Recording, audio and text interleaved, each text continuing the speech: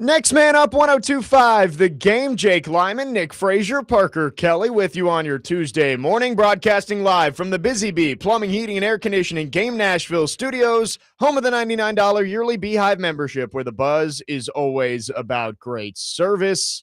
Lots to get to on this Tuesday morning. Dr. Crane, how's it going? Good morning, Jake. Feeling pretty good. Filled up my car, which is always a great sign of, positivity. Didn't hurt at the gas pump today, which is good. So had like 20 cents off. You redeem it after a while. I got a 40 cents off over the weekend per gallon, and that made my whole day. It's so nice when you can fill up your car and it's like just a little bit cheaper, a little bit. I'm just like, all right, let's start the day on a high note, baby. And I'm here. Let's do it. That was me yesterday. I've been having issues with my gas cap on my car, and so this was the second time the check engine light popped on, and I was like, let's just hope it's the gas cap again and it goes away. And yesterday morning I flipped my car on, no more check engine light. I was thrilled. By the way, how's the parking update? I saw the car this morning and it was parked normally. So okay. I don't know. Maybe it's a listener. Who knows? Maybe they got the message of I love it. My disdain for their bad parking. Lots to talk about today. We're going to talk a lot of Titans. We started a conversation yesterday, Nick, and I really wanted to get your thoughts on it. Vandy and the Vols. So we'll do that in the second hour. But let's start with the NFL Combine. Lots going on this week. Yesterday, the conversation centered around Ruben Bain's arms, and I think that's going to be as simple as it seems. That might be the biggest headline of the week at the NFL Combine is what is the length of Ruben Bain's arms, because I think you can look at him and say that is a really good football player, but positional value does play a role in where you're drafted. And if he has an arm length that teams feel like, all right, that's better than we thought, I think he could go as high as 2 to the Jets. But I think there might be some concerns if he measures in at, 31 and a half inches. And it's like, all right, I don't know if we can take him in the top 5. He might slide down the board a little bit. And that might bode well for the Titans. If you think about it, like if they're solely sought on getting Ruben Bain, let him drop a few picks. Find a trade partner if you can. Yeah. Collect some more draft assets, that is. So, again, that's a really good thing for the Titans if that is the case. And I know we had a texter yesterday text in, well, Aaron Donald had shorter arms. Derek Thomas had shorter arms. You can't draft players based on the exceptions. Like, you have to look back at the rules and say, all right, if a guy has this short of arms, he cannot be a consistent pass rusher on the edge against these long tackles that play at the NFL level. I understand there are exceptions to the rule. And like, if you drafted Ruben Bain and he turns out to be Aaron Donald-esque, it's like, okay, yep, you worth whatever pick you took him at, it's worth it. But not every prospect that's really good with short arms turns out to be Aaron Donald. Right. So you have to be able to go through this and say, I continue to use the draft day quote. We have to find out what his thing is, and does it matter? Do the Titans think that the arm length matters enough to not take him at 4 if he's available? And the big issue when it comes to arm length defensively, and it kind of relates to the offensive side of the ball a little bit. When the Titans drafted Peter Skoronski, it was his hands. His hands are not big enough and not big enough to be a left tackle. They move him inside to guard. And then you look at a guy like Ruben Bain, if that is the case in this Robert Saleh defense, if there are a lot of stunts, little overlapping stunts in the A-gaps and so forth, or put him out in a 9-tech, that also puts the point of, does he have the right separation with his arms? And if you don't have that, then people are probably worried about, well, you got to move him inside now. And then you try to figure out, well, who is the replacement going to be for an edge rusher for this Titans defense? And that's, with time, obviously. But if it doesn't work out initially, then that's where all the concern starts to rise. And I think he does fit better in the Robert Saleh system than what the Titans had been running before, the 3-4. I think he fits better in the 4-3. It just becomes a question of, does Robert Saleh believe he is still going to be a high-impact, double-digit sack kind of player at the NFL level when you do face this upgraded level of athlete that you're seeing at tackle in the NFL? Yeah, and a lot of people always put the thing about left tackles and right tackles with their hands and arms, the length, because we all know a left tackle in the NFL is completely different from a left tackle in college football. Right. And that's the big concern with a guy like Ruben Bain. Again, if the Titans see a lot of value in a guy like Ruben Bain at 4, go grab him. If they still see value in him and they know they can grab draft capital, trade back a little bit. Because, again, I look at this as a win-win situation for the Tennessee Titans. I really do. And the other guys being considered as edge rushers, we don't know what the Titans are valuing at number 4, and we're going to hear from Mike Borgonzi and Robert Saleh this week at the Combine, so maybe they'll shed some more light on where they feel their priorities are at number 4. But Arvell Reese is also in this conversation. If he gets to 4, a lot of people have him going higher than 4. He is apparently going to run at the Combine this week. And I think that is a brilliant idea from his team. A lot of the top prospects, if you're guaranteed to be a top 5 guy, you don't really need to go out there and do too much, especially quarterbacks of it. Like Fernando Mendoza is not throwing. Great idea from him. Do the meetings. You don't need to show anything else. You're the number 1 pick. But for Arvell Reese, when there's so much cloudiness from like 2 through 7, I feel like it's like no one knows what's going to happen even at 2. Arvell Reese being the athletic freak, like that's what he's branded himself as. It's like you watch him on tape and you're like, you can use him anywhere. He's going to make plays for you off the edge. He could be Micah Parsons. Go out there and prove you're an athletic freak at the Combine. That could be what sets you apart in what seems like such a crowded group behind Fernando Mendoza in this draft. Yeah, if Arvell Reese can go out there and overperform in a roundabout way and not hurt himself with his draft stock, more power to you. Seriously. Right. And I've always looked at as the, NFL Combine as another, tick for these players to really boost. I mean, everybody does as a, option to boost their capital. But if you're a guy that can really separate yourself in the Combine, go do it, man. Go freaking do it. That's what I think with Arvell Reese. Like with some of these guys, I get it. You've put the production on tape and it's like, hey, I don't need to go run the 40. I don't need to do all this stuff. You can see my tape. I'm a top 5 pick. Mm-hmm. With Arvell Reese, yes, there's great tape of him, but the production isn't quite there that matches David Bailey and Ruben Bain. It's like you're drafting him more off of the traits than you are off of what he's actually done. Go prove the traits are legit. Like, I love it from Arvell Reese. If he feels like he's going to run a ridiculous time, he's going to jump well, I love it. Go out there and prove that your traits are worthy of picking at number 2 overall, which I think that's what all these edge rushers are trying to get to. The Jets probably aren't going to take Ty Simpson at 2. I would guess they're going to go with one of those edge rushers at number 2. Arvell Reese has a chance to go separate himself and say, I'm the guy that you need to be picking. Yeah, and another value point when it comes to the NFL Combine is, if you go compare the Combine to your pro day, some of these kids coming from, a smaller school that they do not have a bubble they can go do their pro day in. I went to Western Kentucky's pro day when Bailey Zappi was coming out of college, when he was the best quarterback in all the land. Right. And there was an edge rusher for Western Kentucky that was running a 40 time, popped his hamstring. And it was not sad. It was sad, but also not funny as well, because I saw like 7, 8 scouts as they're just lined up, drop their thing and just go, all right, next guy. I'm just like, golly, that's how crazy this is, man. The value can just go from here all the way down to the bottom. Well, you do see it all the time. Like Gunnar Helm got hurt at the Combine last year, and that hurt his stock. Or I think he kept running even though he was hurt and his time wasn't as good, and he slipped a little bit. Speaking of hamstrings, Jordan Tyson is not going to run apparently because he is still recovering from an in-season hamstring injury. I am prepared to say there is zero chance the Titans should even consider him at number 4. Like, Titans have taken a top 5 wide receiver who had hamstring injuries, Corey Davis. Please don't do that again. Jordan Tyson may be the most talented wide receiver in this draft. The conversation is him, Carnell Tate, Mekhi Lemon.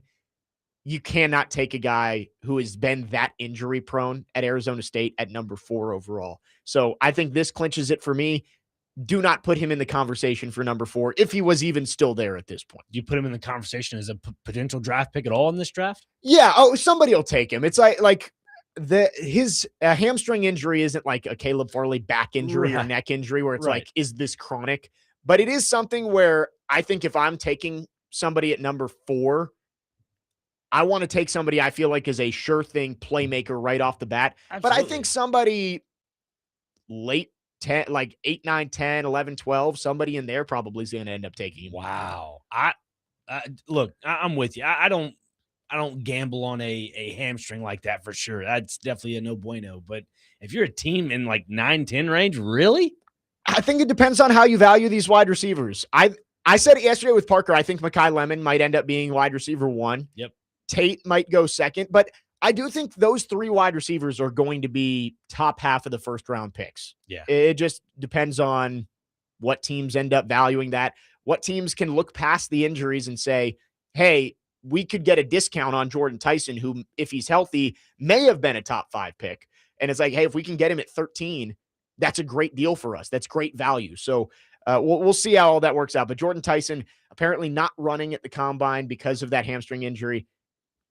Safe to say he will not be the pick at number 4 for the Titans. I would at least hope. Yeah. 615-737-1025 is the phone number. You can text or call. Our phone line's driven by WilsonCountyHyundai.com.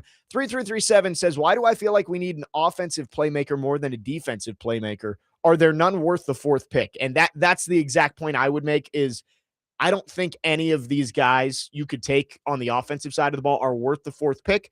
And I do think you can get a valuable player at wide receiver at 35. Yeah, and you look at free agency in the NFL, there's more to pick from in that free agency pool on the offensive side of the ball. Whereas if you go spend on the defensive side of the ball, like a Trey Hendrickson, you're going to spend around $30 million.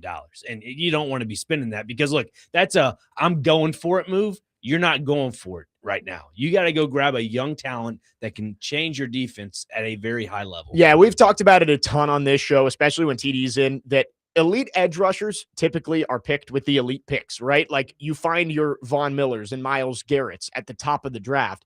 Of course, there are examples of Max Crosby's, who was a 4th round pick, and so on and so forth. But you can find good wide receivers later in the draft. Like most wide receiver ones, I would say, aren't number 1 picks. Yeah, you have Jamar Chase in there, who is a top 5 pick, but a lot of these guys are later in the 1st round. They're early 2nd round guys. So I feel like you can find guys who would be valuable at 35. And we can talk about that coming up next. Daniel Jeremiah released or updated, his top 50 prospect list. We'll go through those 3 edge rushers at the top who the Titans could be considering at number 4 and some notable wide receiver rankings. There's one that caught my eye on DJ's updated top 50. We'll get to it next. 615-737-1025 is the phone number. Jake Lyman, Nick Frazier, Parker Kelly, next man up here on 1025 The Game.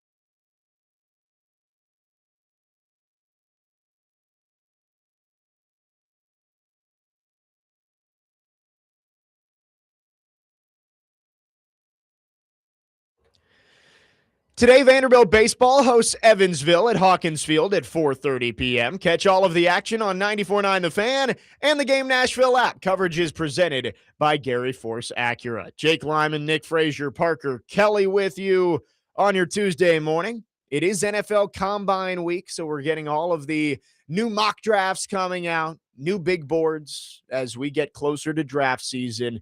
And I did see Mel Kiper this morning, had the Titans taking Arvell Reese, number 4, so he does get there. Wouldn't hate that pick. But yesterday, Daniel Jeremiah updated his top 50 prospect list. And the top 3 edge rushers, he has David Bailey, number 3, Arvell Reese, number 4, Ruben Bain, number 6. So all of them right in the same cluster right there. Don't think any of them would be a bad pick for the Titans at number 4. We've been saying that from the beginning, that one of those 3 guys is the most likely outcome for the Titans at number 4.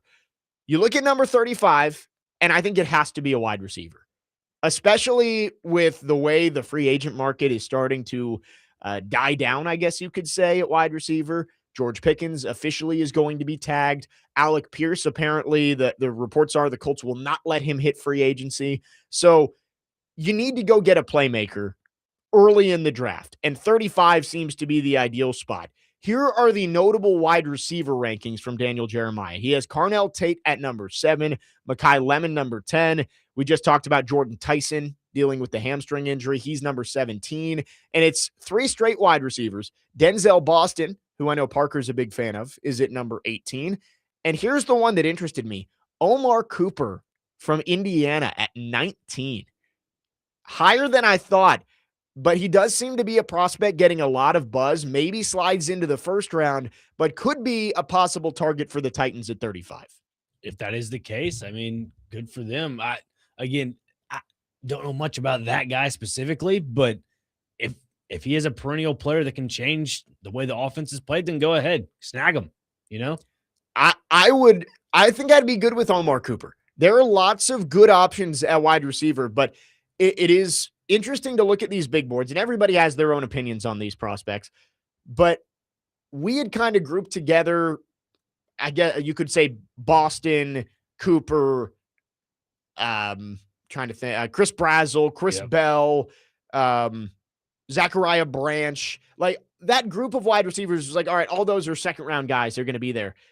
It was interesting to see the separation from Daniel Jeremiah of that group at the top, and including Omar Cooper there. And down the board, there weren't a ton of other wide receivers in his top 50. They were all kind of 30s, 40s. Chris Brazzell fell out completely. He was number 44 in his original top 50. Now is out completely. Interesting to see that Omar Cooper is viewed that highly, maybe not just by Daniel Jeremiah. Dane Brugler has him as a top 30 prospect. That could be a guy that I would keep my eye on if I'm a Titans fan. Of if he slides to 35, maybe the Titans are running that card in to take the national champion out of Indiana. So what, to me, and help me go through this in my brain here, what's the difference between Elijah Surratt and Omar Cooper? Yeah, I don't know. I think a lot of people looked at Surratt as the number 1 guy for Indiana. And as the draft process has started to play out, it's like Cooper is trending up. Is it just speed is the difference? Because I get why Surratt is like downplayed a little bit because of more of that factor. possession receiver type of guy. Yeah, and again, I think in the second year of Cam Ward, you already have Alec Alexander established as a wide receiver.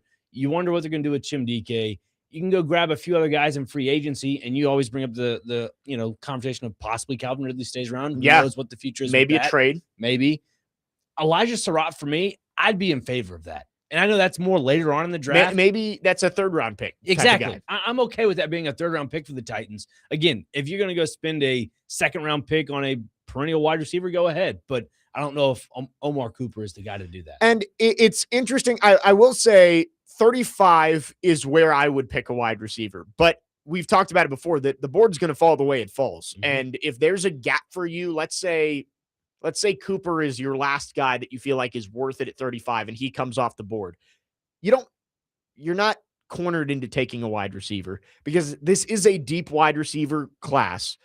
I saw a lot of analysts and tape evaluators saying that they've got close to 20 wide receivers in their top 100. So there are going to be opportunities for the Titans to take a wide receiver that can step in and make an immediate impact. 35 would be great, but the Titans also aren't completely, we have to go wide receiver. We have to go wide receiver. They can take a corner if they have a corner graded higher there. They could take a tackle. They could take, I don't know if there's any other position I would go with there. And unless there's somebody that they feel like is just an instant impact guy that they have no idea got there to 35. I think you could go wide receiver, corner. You could go tackle at 35. Yeah, I think reaching for a linebacker, inside linebacker, would be a little bit of a stretch there too. So I mean, it's a tough situation. Again, you make a good point, Jake. Like however the board falls is what is the options that are going to be there for the Titans. And if that is the case for, hopefully it's not a left tackle that they may need. I think just sacrificing 1 more year with Dan Moore Jr. at left tackle. Yeah. And then, scrapping that contract, see what you can do from there. But I don't think you go with an offensive lineman that early in this year's draft. Ron on the text line says, good morning, guys. As much as I want Bane, the more I listen to you guys and other shows, I feel like the Titans need to go after a guy who can make an immediate impact day one with their first pick in the draft. Not a guy that we have to wait and see. Cam needs more help than the defense does. I say get Love, then D-end and wide receiver. I heard Robbie and Joe having this conversation this morning of everybody says you need somebody who can help Cam Ward. Defensive end can help Cam Ward too. More turnovers, more short fields, more opportunities if your defense can get off the field. So everything around this team, just elevating the roster as a whole is going to help Cam Ward. And you cannot just in your mind say, no, we got to get somebody to help the young quarterback. We're going to go wide receiver at 4 no matter what. There's not a wide receiver that I think is worthy of the number 4 pick. And Jeremiah Love, I like the player. He's not worth the 4th overall pick. Thank you. I don't know what the fascination is with getting a running back at 4 for the Titans. It makes no sense to me because everybody knows this team has a lot more holes in it than the running back room. And again, if you run it back with Tony Pollard for another season, that's fine. He's going to get the job done for the most part. I think I'm kind of leaning on being out with Tajay Spears. He's not that difference maker back that you need. He's your third down back, your scat back. You can just plug in there. But no, I think Tony Pollard for another season, you can get away with that. Jeremiah Love should not be in the conversation. He just shouldn't. And the way I look at this is you really hope you're not picking in the top 5 again next year. That would be all right. I'd be okay with it. I know you want Jeremiah Smith, but if you're the Titans, you're really hoping you're not picking in the top 5 again next year, which means you're not going to have the opportunity to get that game-changing pass rusher. You have not picked a pass rusher in the first round in over 15 years. You got to do it. I don't see really another option for the Titans at this point. One of those 3 pass rushers is going to be there. And unless in their board, there's a huge gap between a couple of them, like let's say they really don't like Reuben Bain and Reese and Bailey go off right before them. I'm not saying you reach just because it's like, all right, well, he's the last edge rusher on up there for us at 4. Let's just take him. But I think all 3 of those guys are relatively close. I think the Titans come away with one of them at number 4. 3337 on the text line says maybe a question for TD, and we can get to this Thursday with him. But he says, with Borgonzi and the Titans having the most cap space, is he the belle of the ball for free agents and other GMs? I don't know if I'd say that, but it just opens more doors for you. You can overpay a little bit more. You can win bidding wars for free agents that you covet, right? So that's important. And with other GMs, we talked about the Tua situation. Doesn't have to be Tua, but if there are GMs trying to dump salaries, you have the cap space and the ability to take those on and maybe pick up a pick. Yeah, and again, if that's the case, you want it to be a little bit of a salary dump, then go ahead. Again, this is like the texter said, the world is your oyster at this point. I think so. For the Titans' sake, I think it is their oyster. They can do whatever they want with it. You mentioned earlier talking about the draft and getting those perennial pass rushers. Let's not forget about the 2023 draft with the Houston Texans. You get your quarterback of the future, then trade Will Anderson to get Will Anderson. Yep. Titans could do something similar to that. I'm not saying, trade up or trade. Well, you could trade down because they're at 4, but that's a possibility. Yeah, I don't know how they would get another pick up there. I mean, I guess you'd have to move. You'd probably have to trade a future first, like the Texans did, to move up and get him. But I wouldn't hate if there's an edge rusher and a wide receiver that you say these 2 guys are cornerstone pieces for our franchise. If we get them, it elevates our entire team. I could see it. I could see the aggressive move from Mike Borgonzi. 615-737-1025 is the phone number. You can text or call. Our phone line's driven by WilsonCountyHyundai.com. When we come back, a shocking development yesterday. NFL.com released its top 101 free agents. Greg Rosenthal had who as number one? We'll get to it next. 615-737-1025. Jake Lyman, Nick Frazier, Parker Kelly, next man up here on 1025, The Game.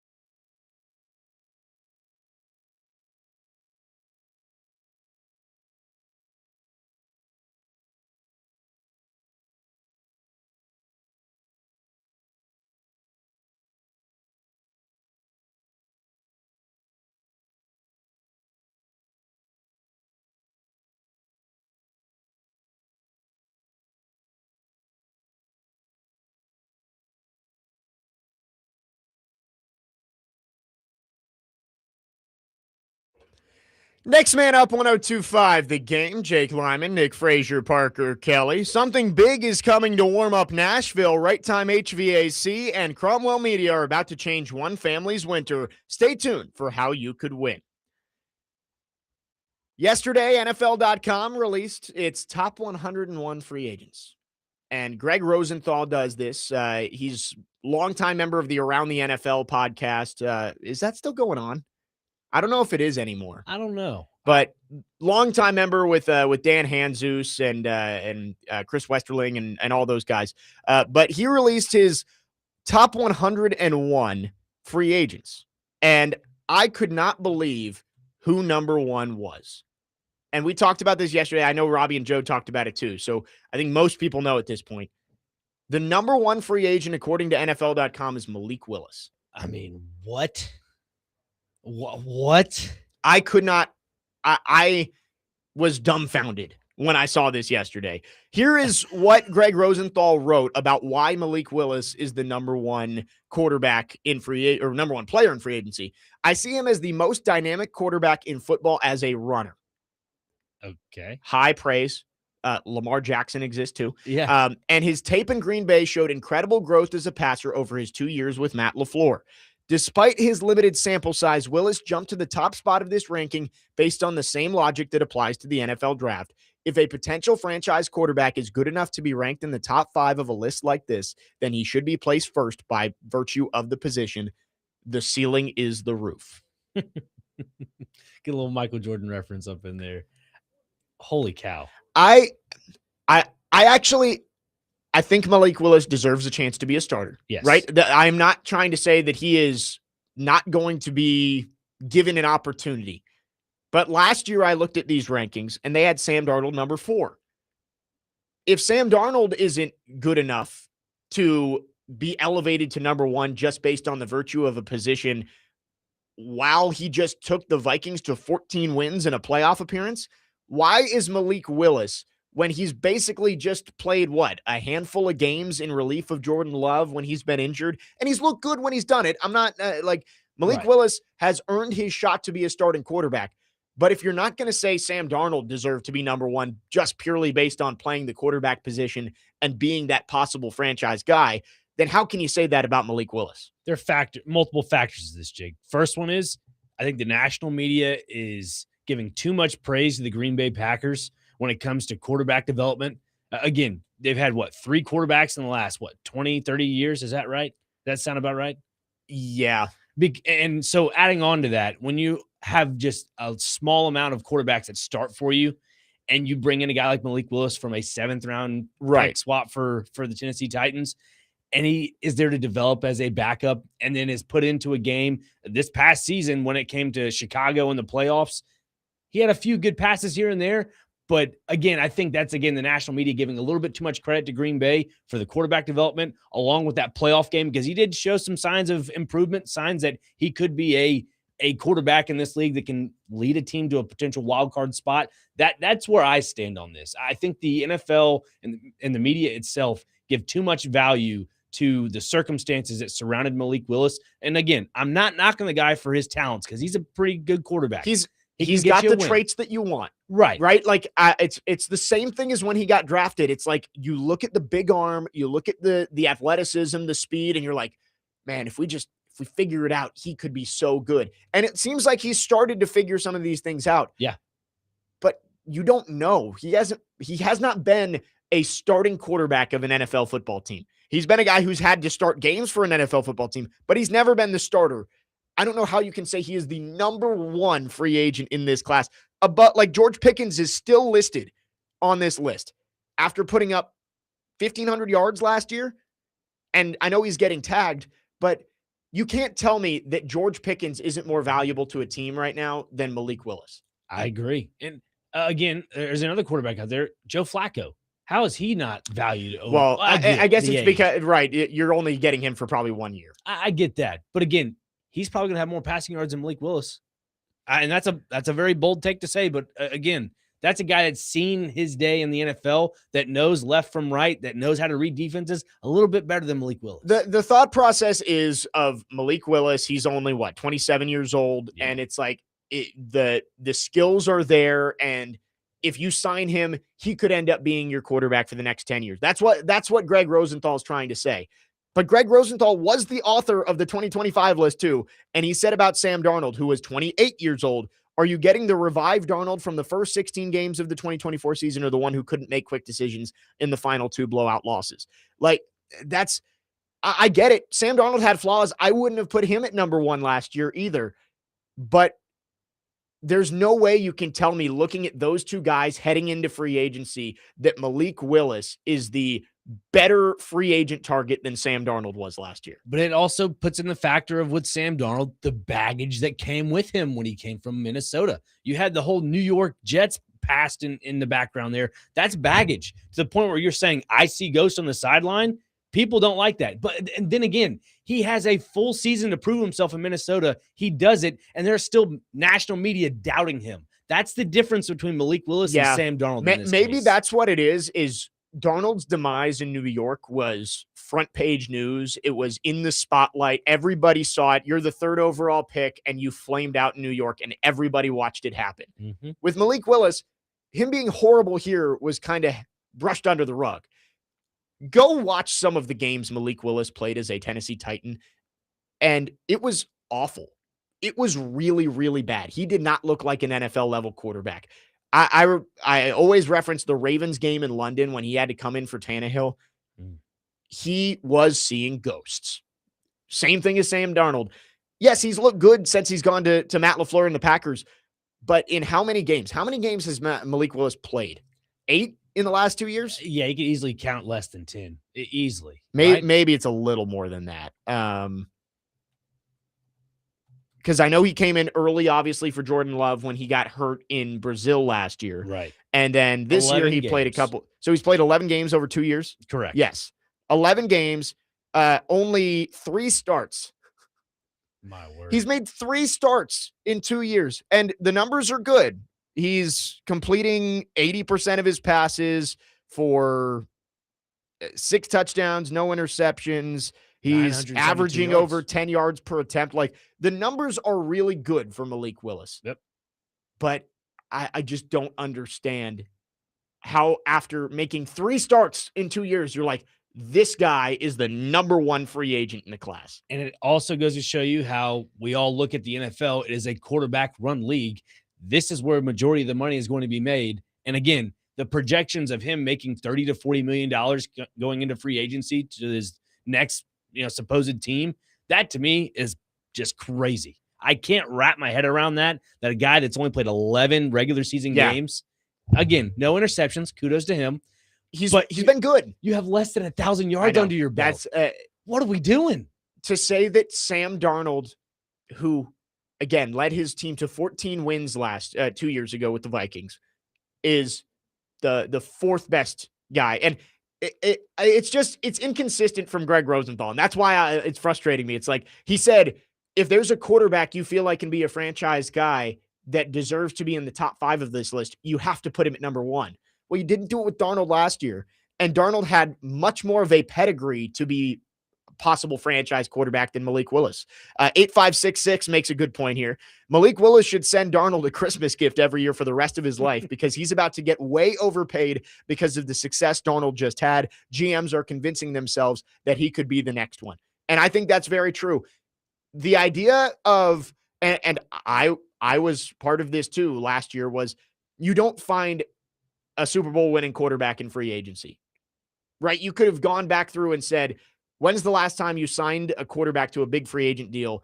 I will say outside of Tom Brady, who is in a league of his own. When's the last time you went out and signed a quarterback in free agency and he took you to a Super Bowl? I can't think of one. Neither can I. Off the top of my head. It's usually you have to draft these guys. Mm-hmm. And I was wrong. He won the Super Bowl with the Seahawks. I think GMs are convincing themselves like, hey, the Seahawks just did it. What if we do it with Malik Willis? When Nick Foles won the Super Bowl that year with Philadelphia, they grabbed him off the street. Well, I mean, he was a backup. Like, I wouldn't consider that one. I'm thinking like starting quarterback who takes you to the Super Bowl. Like, when's the last time you go out and sign a quarterback to a big deal and say, that guy's going to take us to a Super Bowl, and he does it? Sam Darnold is the first one I can think of, again, with the exception of Tom Brady, who I'm going to put Tom Brady in a box of his own, being the greatest quarterback of all time. That's fair. Now, the big question I have for Malik Willis and the next team that he goes to, he's been linked to Miami. Okay. John Robinson. I was about to say. And what if it doesn't pan out in Miami for Malik Willis? Do you knock John Robinson for that because he was the one that drafted him here in Tennessee? Does John Robinson get 2 dings for Malik Willis if he drafts him and then the team he just got hired for signs him? Because that would be a bunch of, if that is to land the case on John Robinson's shoulders. This guy's going for a fresh start, and then some of his baggage comes with him to Miami. Come on now. Well, there are 2 obvious spots for Malik Willis. And actually a third one was linked yesterday. So we'll talk about where Malik Willis could end up. Malik Willis, the number 1 free agent in this year's class, according to NFL.com. We'll talk about it coming up next. 615-737-1025. Jake Lyman, Nick Frazier, Parker Kelly with you on your Tuesday morning. Next man up, 1025 The Game.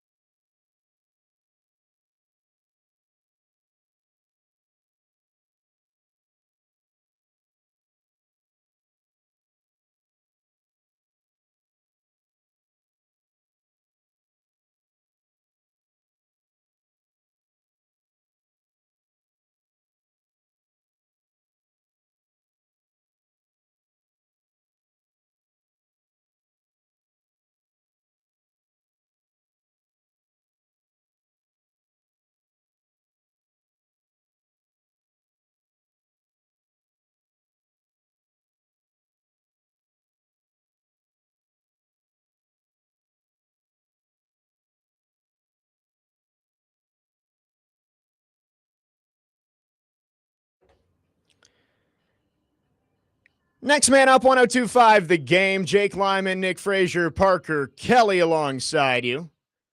Malik Willis, the number one free agent in this year's class, according to Greg Rosenthal of NFL.com. And we were going through it and just saying the inconsistency bothers me of not having Darnold as number one when he says in this write-up of Malik Willis that if a quarterback has a chance to be a franchise guy and he's in free agency and deserves to be in the top 5 of a list like this, you have to put him at number one. You didn't do it with Darnold last year. And we were talking about how often is it that you go sign a free agent and he becomes a Super Bowl winning quarterback. And I've been reminded there are a few more. We mentioned Tom Brady. I'm going to put Brady in his own box, and I will put Peyton Manning in that box too, because, of course, those are two of the greatest quarterbacks of all time. I do think Drew Brees is a good example that I was reminded of. Brees was a guy that was given up on by the Chargers, went to the Saints, and became one of those great quarterbacks. So a little bit different there because he didn't have the Manning pedigree or the Brady pedigree at that point when he hit free agency. But with Malik Willis, he started 3 games in the last 2 years. I don't know how you can look at him and say this is your number one guy in free agency. But I do think in a year where there aren't a ton of veteran options that are manageable, like I would rather take a Malik Willis, take a flyer on him for what's probably going to be $30 million a year plus. Dude, Crazy. I can't wrap my head around that figure. It Yeah. doesn't make sense. He's going to get, I would say it's going to be probably similar to the Darnold deal a year later. But I would rather have a flyer on Malik Willis than go take Tua or Kyler or some of these guys who it's like, yeah, they've done more, but you kind of know what they are. With Malik, at least it's like you feel like the ceiling's high. But I'd rather trade for Mac Jones than Malik Willis. Like if it's a third round pick to get Mac Jones and he's only got 1 year on his contract, I'd rather take a flyer on him than go pay $100 million plus for Malik Willis. That's fair. All right, how about this? And you know where I stand on the Kyler Murray thing. Again, I'm not going to get too far into it. But according to Daniel Jeremiah, with the running game when it comes to Malik Willis, what is the difference there when you look at a guy like Kyler Murray and Malik Willis when it comes to running?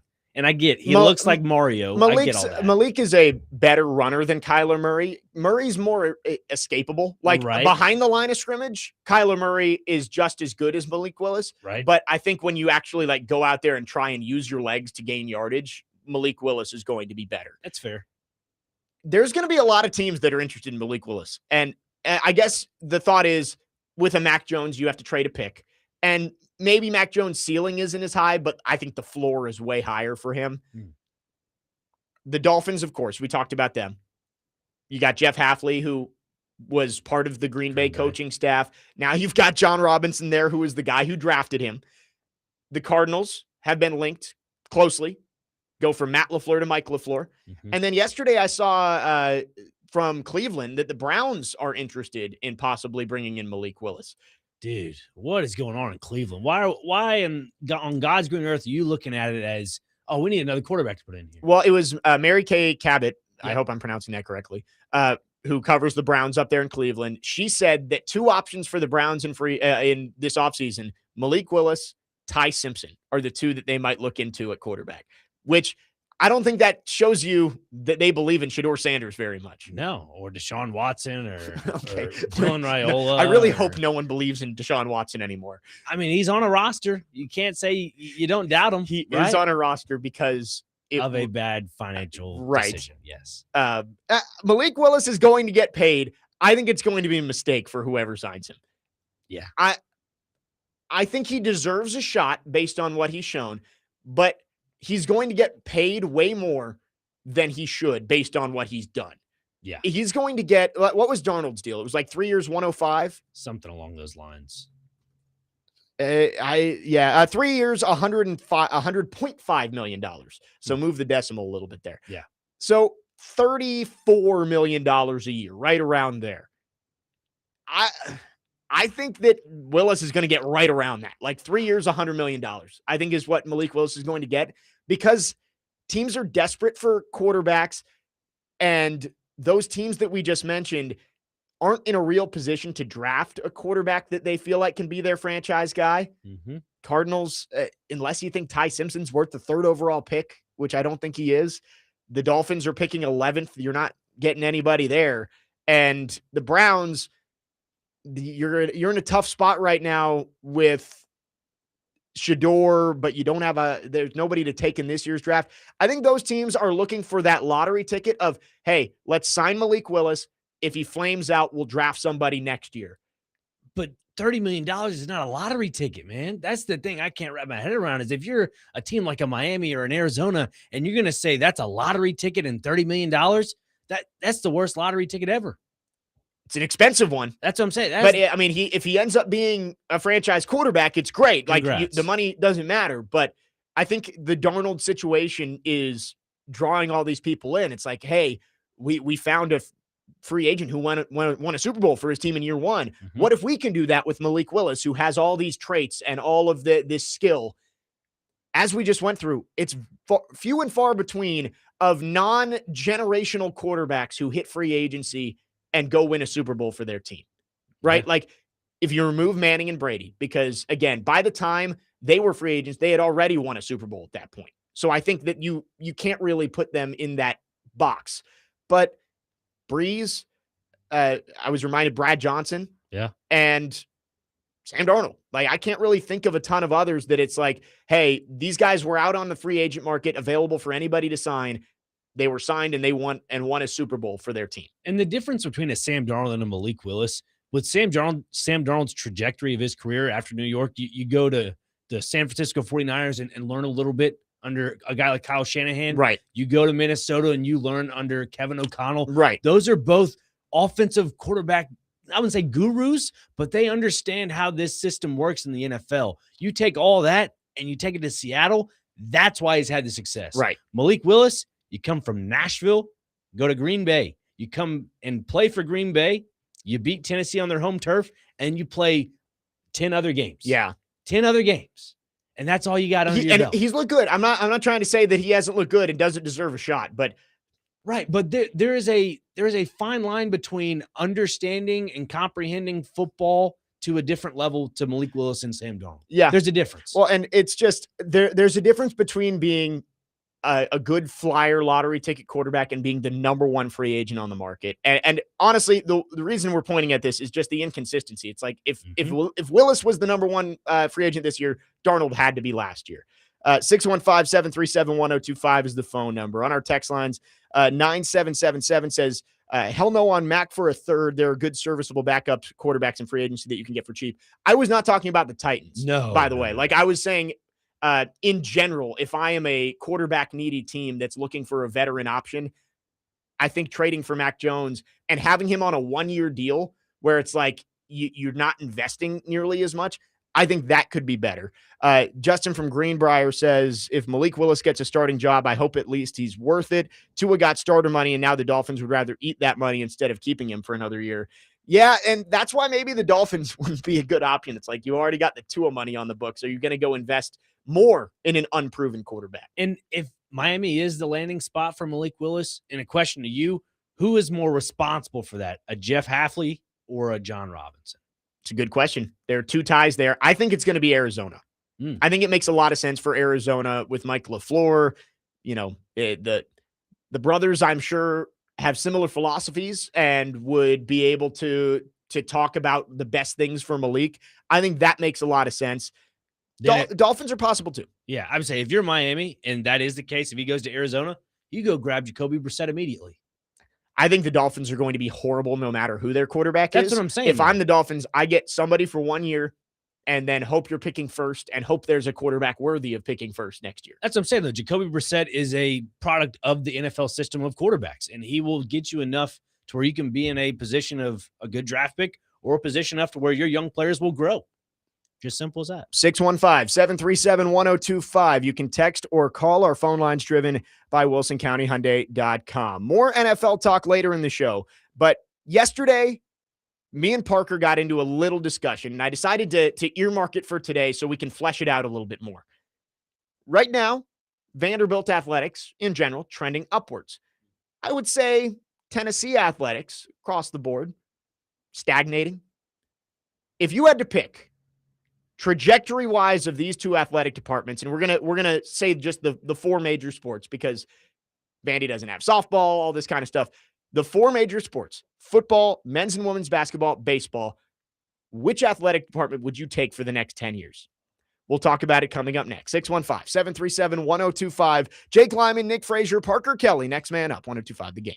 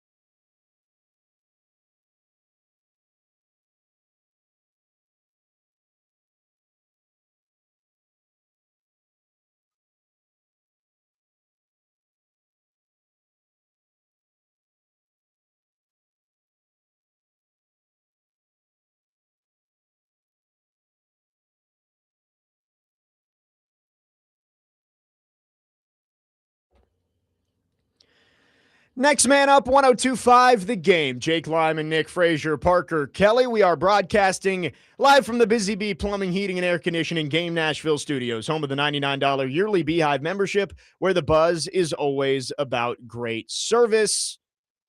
Hope you're having a great start to your Tuesday, hour number 2 of the program.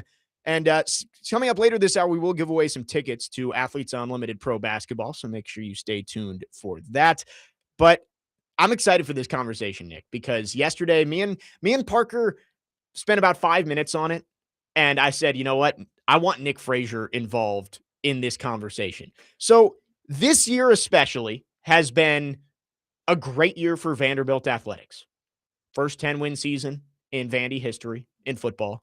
Your men's basketball team has taken a step forward from being a 10 seed in last year's NCAA tournament, right now projected as a 5 seed. The women's basketball team is top 5 in the country. Tim Corbin still has Vanderbilt baseball playing well. I believe they might still be leading the country in home runs early on in the year, of course. And it brought me to the question of, if you had to look at these two athletic departments between Vanderbilt and Tennessee, who is trending in the right direction right now? Let's say if you had to buy stock in Vanderbilt athletics or Tennessee athletics over the next 10 years, who would you take?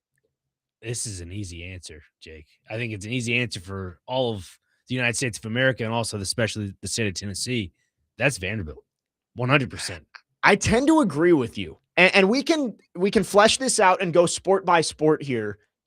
But if you're looking at the 4 major sports, the ones that you see on TV all the time, football, men's basketball, women's basketball, baseball. Mm-hmm. I know Vandy women's soccer was really good this year. Tennessee softball, I believe, might be the number 1 team in the country right now. But it's not apples to apples. Vandy doesn't have a softball team. Like, I'm looking at the 4 sports that most fans pay the most attention to. And I think Vanderbilt, you look at the way things are going and the investment that's been given by the university and donors and really just the unity among the Vanderbilt athletic department right now. I just think that the trend line is better for the Commodores. Let's start with football here. Okay. And I know football is going to be the touchiest subject out of all of these. And of course it always is. The Vols have the historical success, of course. Correct. They are viewed among not the elite programs in college football, but the next tier, I would say. Like, you're not Alabama, you're not Notre Dame, you're not Michigan, but you're that next tier down. They're a product of the NIL. That's what they are. Right. They're a product of the NIL. Well, I don't know about that. Like, they won a national championship back in the 90s. Well, I'm talking about Vanderbilt, not Tennessee. Oh, gotcha. Yeah. Yes, that's a perfect way to put it. Is the Vols have the historical success, and obviously Vanderbilt doesn't. For a long time, Vanderbilt was bad. Just the doormat of the SEC. As Paul Feinbaum said, the doormat of the SEC. That hasn't been the case the last 2 years. Right. Vanderbilt, 10 wins this year, beat Tennessee by multiple scores in Neyland this year. I need to wait and see on Vanderbilt. I'm not ready to say right now that Vanderbilt 10 years from now, Vanderbilt football is going to be better than Tennessee football consistently. I don't know if I'm ready to say that yet. But would it shock you? Based on the way these two programs are trending at this point. Probably not. Vanderbilt, the investment is catching up, right? Like, you're getting the money. And Tennessee, I think, is always, excuse me.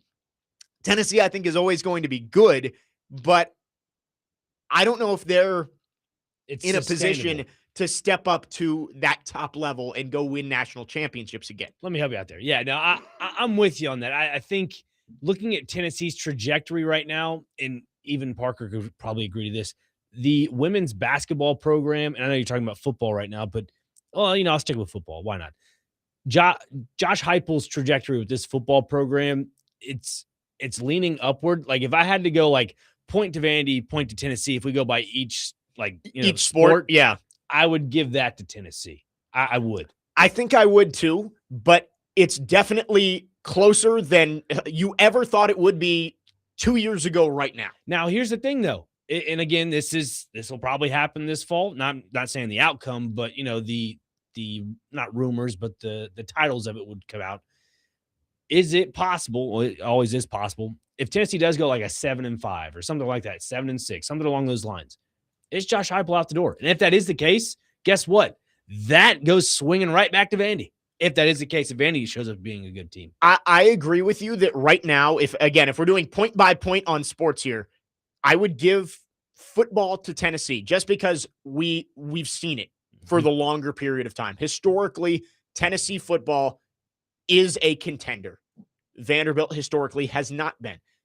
But I think after this year, you might be able to make a different opinion on this. This season is going to be massive for both programs.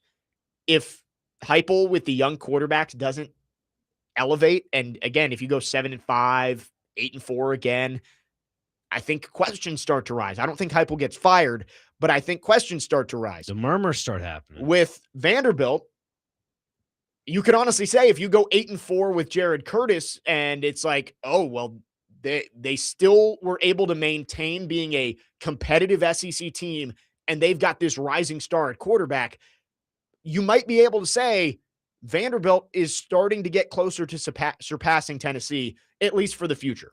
And so I agree with you. I'll give football to Tennessee. If I had to look 10 years down the road, I still don't know if we have enough proof of concept from Vanderbilt to say for sure they're going to be a college football playoff contender in 10 years. But I think after this year, you might be able to change your thoughts on that. Yeah. And again, not trying to, discount the work that Clark Lee is, proven over on West End, but you look at that defense, is it sustainable enough to keep proving it every single year? Right. Because they were one of the more older rosters in all of college football last season, especially on the defensive side of the ball. You wonder what's going to happen going forward. Obviously, you reload through NIL along with recruiting. That all takes place. And he's a good coach. And he does a really good job at developing young talent and developing guys to buy into the process. So if he can do that and keep it sustainable, I'm with you. I think they could lean back that way. I think the investment is there. You see the money. Vandy's spending money with the best of them now. Yeah, they are. And it's like, so you can say the framework for Vanderbilt to keep this upward trajectory is there, but we got to see it first. Yeah. Again, we're 2 years removed from a 10 game losing streak and a 2-10 season. Like, you've got to be able to see the proof that this is a sustained success for this program instead of just, all right, 6-6, 10-2. Now what? Yeah. So I lean Tennessee, but it's a lot closer than it was before. We'll move on to basketball on the other side and talk about both of these basketball teams, men's basketball, women's basketball. Who would you take, Tennessee and Vanderbilt? Again, we're asking the question to all of you as well. Over the next decade, would you buy stock in Vanderbilt athletics or Tennessee athletics? 615-737-1025 is the phone number. You can text or call. Our phone line's driven by WilsonCountyHyundai.com. We'll talk about the basketball teams when we come back. Rick Barnes, getting up there in age, maybe retires soon. Mark Byington could be up and coming. And then the women's side, right now, who would have thought you would have said this at any point in history? Vanderbilt women's basketball